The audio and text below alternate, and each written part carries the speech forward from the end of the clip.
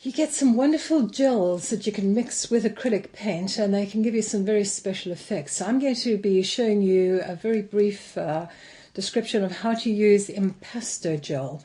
An Impasto gel gives you volume. So this is the gel. They're completely transparent, and all you do is squeeze out a little bit of the gel onto your palette. And I'm going to be using a painting knife. And the painting knife that I like to use has got a bit of a neck to it so that you can load the paint up.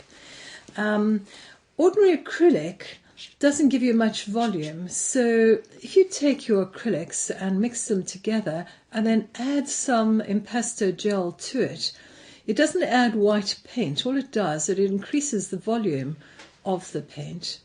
I'm going to just mix a little with my white over here as well so that you can see it just increases the volume.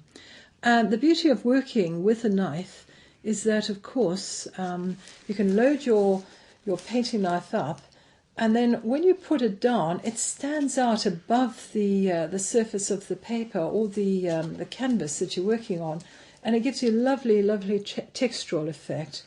So we can do things like buildings. You can do things like grass, you can scratch into it, and you're working as if you're working in oil paints. By using the Impasto gel, it gives you the option to work three-dimensionally. Now what I'm going to show you is how to paint some rocks. And what I've done already is put some yellow ochre onto a canvas board, and I've mixed up a very dark colour by mixing red, yellow and blue together and getting a very dark brown. And then from that dark brown, I've gone in and painted a couple of rocks. I'm just going to put a few more over here just so that you can see how by using the Impasto gel, it gives you that raised effect. And then using a brush, you're going to just take those edges and pull them away like that. Now, the second layer of paint that you want to do on top of your rocks, you want to try and achieve a bit of a marbling effect. So I'm loading up some brown, and then I'm moving across to the white, and what I want is a little bit of white, a little bit of blue, a little bit of brown, all on the knife at the same time. And then I go on top of the colour that's already there, and just very, very lightly put some of this colour on top, like that. And then here, this brown is almost dry, so we can go on top like that and get the very jaggedy edges of the rocks. And it's almost like you're mixing on the board, and then just take your brush, and quite a dry brush, and just pull those edges away and blend them back into the surface.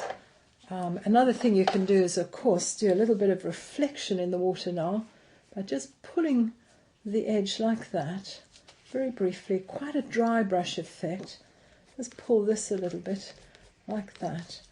And then you allow that to dry, and when it's completely dry, you can have a painting something like this. And of course you can go in and you can put another little figure standing here, and I just draw them in first and then paint on top, and that way you get the effect of painting, really 3D painting, using a knife and thickening the volume of the acrylics and then painting on top.